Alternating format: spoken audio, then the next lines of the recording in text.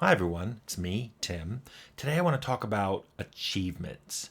I've gotten a lot of questions over the last several months about achievements, mainly asking me whether I like them or whether I don't like them, what I think of them. And I've thought about this a lot because I was trying to figure out how to say it, how to crystallize my thoughts, because I know, like with a lot of my other videos, people are going to pick and choose what they hear in it. And I'm waiting for, an article, Tim Kaine hates achievements. But let me tell you this. This is my high level. I have a love-hate relationship with achievements. And to understand why, you kind of have to look back probably 30 years for me to understand like how I view achievements. So in the 90s and even the early 2000s, I was doing RPGs that had a lot of tracker variables. That's how I did endgame slides. That's how I did story reactivity. That's how I had NPCs just react to the player. Even if it's just a bark over their head going, you don't have clothes on. Kept track of lots of variables. Sometimes they'd look at the player and look at values on them, but sometimes variables would be tracked globally. They did this thing. The player did this thing. The player said this thing. The player found this thing. It's just done globally, so anyone can look at it on any map. I did that in Fallout and Arcanum, and those same tracker variables were what were used to make the end slides, which I really liked because I liked the game's over, but let's shoot forward 10, 20, 30 years and see the results of your actions. I think people liked them too. They became really popular. I saw them in a lot of other games. Temple, we did that as well. We had end slides, but we also started adding trackers of other things, and that's why there was a page called the ego page in your journal. And that was like, this was the highest level monster you ever killed. This was the most damage you ever did in one attack. Those were things that were fun to see. And it was interesting to see, like, you'd play through one character and he could get a really high damage. And then another character could kill a really high level creature. Because it depended on different things. A glass cannon could do a lot of damage, but couldn't take a lot of damage.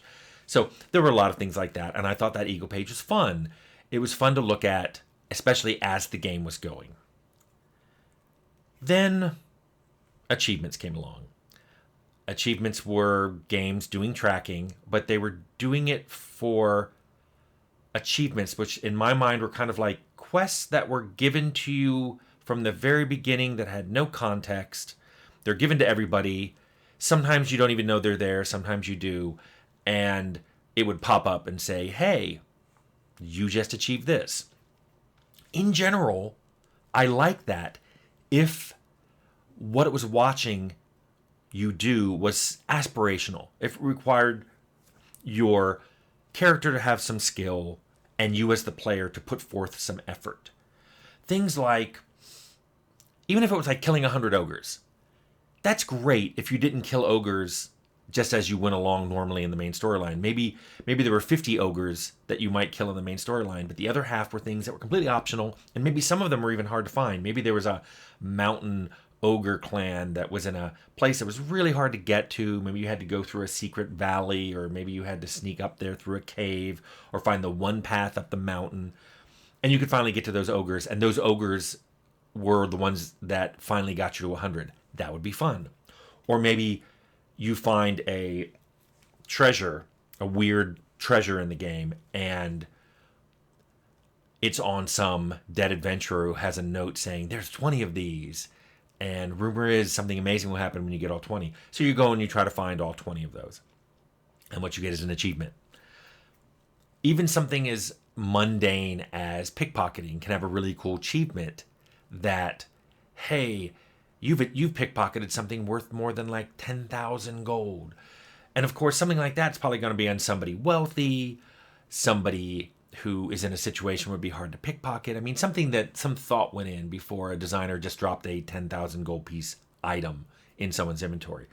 And so some thought and care would have to be done by the player to actually get that achievement, to do a pickpocket that difficult. And what I love about these achievements, it's the way for the designer to go, hey, I saw what you did there. Here's an achievement. Kind of a thumbs up from the designer to the player. Kind of bypassing context in the game. There was no quest that some NPC was waiting for you to do. There was no lore that you were uncovering. It's basically as pure a communication channel between the designer and the player as you can get. Hey, I saw what you did there. Good job. But what I saw happen was how people started using these in other games were in very non-aspirational ways. And I could give a ton of examples, and I don't want to pick on games, but I'll give like two that I saw as achievements started becoming popular. There was one game where you were given an achievement if you survived a 100-foot fall. In other words, you fell 100 feet or more and didn't die, which meant, A, you had to find a place to fall from that was high enough but not too high, and you had to be at least a certain level, so you had a certain amount of health. And some classes could do it earlier because they got more hit points, and some classes could do it later. But to me, it was like, why are you encouraging players to die? Why are you making falling an aspirational thing? I thought that completely lost sight of what the achievement system was trying to do. Similarly, I've seen some games do achievements for something you achieve in multiplayer. Like, you and your team did this, or you did this while another player did this. And what I don't like about those is it depends on other people. So you may not be able to get one of those achievements, not because you're not good enough or smart enough or understand what you're supposed to do. It's because you never got in a situation where you had a team that cooperated with you to do it. So it doesn't feel as much as an achievement as, hey, you were really lucky that you got some people who agreed to do this thing with you. I don't like that. Achievements moved from being something aspirational and some way of the designer going, hey, good job, to literally just a checklist of things you should do. And that's what people started treating them as. And worse, companies started requiring them. Achievements went on to Steam and had to be implemented through their API. Consoles, the Xbox and the PlayStation, had achievements, and part of the rec system that you had to go through to get, your final check off on, is this game meet our requirements? Sometimes there were achievements. You had to have a certain number of achievements or certain kinds of achievements. And suddenly they went from being this cool, optional, aspirational thing to being just another required thing that you were supposed to do. Another, here's a checklist of things you should be doing in this game if you want to have considered the game 100% completable. And like all things in this world that go from being optional to required, they lost sight of their original goal, and they lose a little bit of that luster. I think they went from being this creative extra way of thinking about playing the game to this just soulless, point-based checklist. And I don't think that's what they started out to be, at least not for me. But that's what they've ended up being. And just to be clear, they're not like that in all games. Some games still have really cool aspirational achievements, but some games don't. And trying to explain that to designers, like, the reason I like this achievement but not like this achievement is this one's not aspirational. They're arguing, oh no, it is aspirational. Do you know how hard it is to do this? And you've convinced people, I get it. Maybe different people have different definitions of aspirational, but achievements really bring that out. And I also don't like how some people are made to feel like they didn't really complete a game because they didn't do some of the achievements.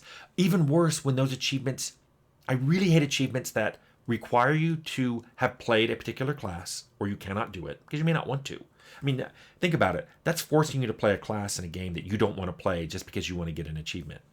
I also don't like achievements that you have a very limited window to get it. Like, you can only get it on this map, and you can only get it when that map is in a certain state. Like, once you've done the map, maybe you're cut off from getting that achievement. Windows. So, those kind of achievements that, like, oh, by the time you realize you may want to get it, it's too late. The window for you to getting that achievement is gone. I do not like that. It strikes me as requiring meta-knowledge that is unfair to expect a player to have, and certainly isn't something that you want to tell a player they have to have. Remember, I view achievements as aspirational. It's you, the designer, saying, hey player, I like what you're doing. But it's more become, hey player, I'm going to tell you what to do, and you have to do it.